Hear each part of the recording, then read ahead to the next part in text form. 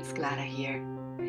Today I wanted to bring to you a brief excerpt from a recent empathy intensive trainings that I facilitated, and as a way to both share a little inside look in that, but also because I hope it conveys my passion for that topic and a glimpse of why I find that the practice of empathy is so foundational in our NVC practice, but even beyond our NVC practice in our life.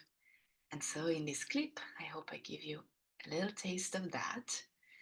And whether or not you decide to join me in a future training, I hope that stays with you and it motivates you to deepen your understanding of empathy and cultivate that as a skill for your own well-being and to support the people in your life as well. I hope you enjoy it. We need a space to be heard and we need to be able to hear each other. I don't know if your experience, wherever I look around in my life, this feels so palpable. Tom Bond, my friend and mentor, would say we are often in a situation where there are many transmitters and no receivers. So a lot of people talk and there's no one to listen, ourselves included sometimes. And there's reason to that, because not just that we may not have that practice, but because sometimes when our pain is strong, it's hard. And as Thich Nhat Hanh was saying, we tend to express our pain in ways that then generates more pain and then more pain. And we're kind of stuck there in a cycle that's never ending. So we need to create this space. And for me, this is what we're going to explore and work on these weeks together. How can we create this space for one another where we simply, and you see the air quotes I'm doing, we simply listen. We listen not just to the words, but to the life beyond the words. We listen to our feelings, we listen to our needs, and we create a moment that where it's almost like a parenthesis where everything is there. We're just being with our experience. That might not be the end, meaning we may then want to do something about it or go towards action or sometimes go towards advice. But empathy invites us there in that space where we can just be with each other. This quality of being with and being received and existing in the mind and heart of another human is, and I don't think it's I exaggerate to call it healing. Our brain changes in response to being received. And it's amazing to me to realize how unfamiliar that experience might be. Being received with curiosity, being received with an intention of being just understood.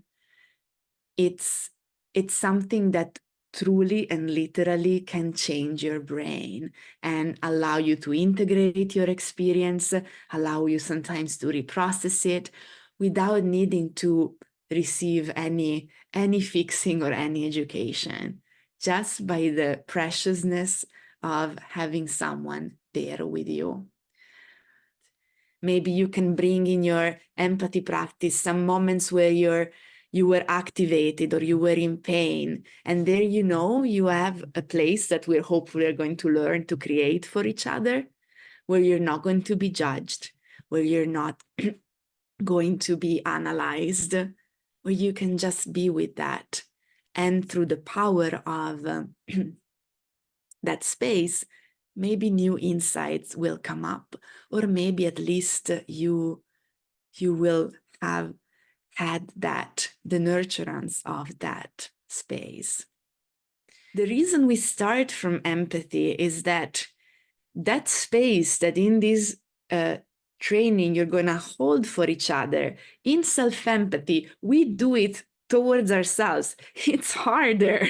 I mean, we almost take on both the role of the processing person and the listener. So it's almost like we split in some way in two, and it's not easy. Sometimes it's easier to process our own experience or to share and to connect when someone is holding us or holding that with us.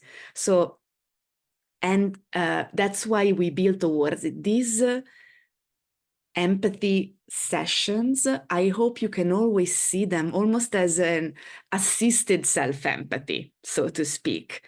You are sharing your experience and you're trying to connect with yourself while someone is holding that with you. So I hope you feel that potential. So my hope through the training is you don't just train your muscles, but that by virtue of being received, this is both a training and hopefully a support system for you. And I think that's quite unique of the work of empathy. We just, another air quote, need to bring our heart there and our curiosity. And all right, I hope you enjoyed this brief segment. Let me know in the comments if that stimulated any thoughts or reflections in you.